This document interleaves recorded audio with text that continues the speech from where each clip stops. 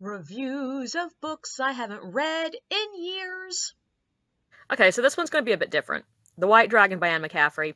I actually have read this too recently to include it in reviews of books I haven't read in years, but not recently enough to do a full-on review about it without rereading it. So this is going to be halfway between reviews of books I haven't read in years and because I have opinions. Now, the thing about The White Dragon is this is one that I started to read when I was younger, stopped reading because I was afraid one of my favorite characters was going to die, and then picked back up. And because I read it relatively recent, I am hyper aware of all the super dated stuff in it. Like, the gender politics in this book are sort of painful to get through. Most of the girls are the sweet, innocent, demure girl who is just so nice and nurturing, and the few girls that aren't are like, ooh, weird tomboy, and she's clearly trying too hard. And the boys all sort of feel like, oh, strong, masculine man. But it's 70s, and even if it's not 70s, it's 70s. There's also weird gender politics when it comes to the dragons themselves, because I have not brought this up yet, but the dragons on Pern they have genders. There are mostly masculine dragons, but the two colors that are female are greens and golds. And the dragons mostly connect to, imprint on humans of the same gender, except for the greens. The greens are seen as the lesser females. I can't honestly remember if, and I feel like it might have changed in different points in the series, if the greens actually give birth to more dragons or if it's just the golds, but they are female dragons. And the boys that they imprint with, and McCaffrey did something that was probably considered sort of progressive for her time, and she acknowledged the fact that gay people exist. But it's not always the best representation of gay men.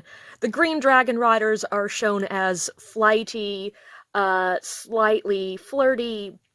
Honestly, they're soft stereotypes of effeminate gay men.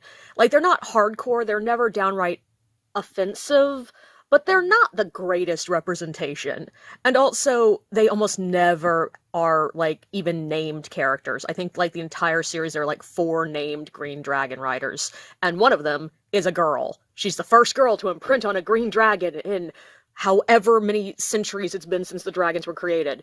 And, oh my god, don't even get me started on Miram. But, like, I wish I had read this when I was younger, because then I would have, and like read to the end, because then I think my love of the series would have overwhelmed my problems with it. But having read this, in the I think it was like 2017, maybe 2018, I was too aware of the problems here and how annoying some of these tropes are.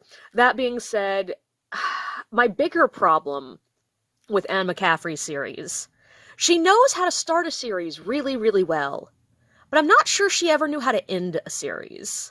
Like, we're working towards one thing here, but this book felt rather directionless.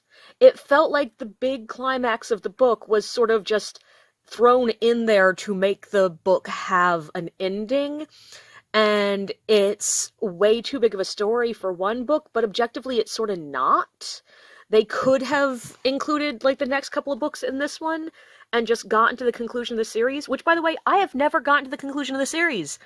I think I know what happens because it's really heavily, like, implied where this is going, but I've never actually gotten to the end of the Dragon Riders of Pern. So, I don't know if they ever erase Thread from the universe. I don't know if they make it to the Red Star. I don't know if they ever rediscover the rest of the universe. And I'm sad that I didn't finish the series when I was younger, because I don't think now I can sit through it to get to the end of the series. But because of that, I really, really, really want them to make these books into a movie series or a TV series, a la HBO series, like high budget kind of stuff, because I think then they could wave a magic wand and get rid of some of the more odious shit and tell me what the fuck happens in the end.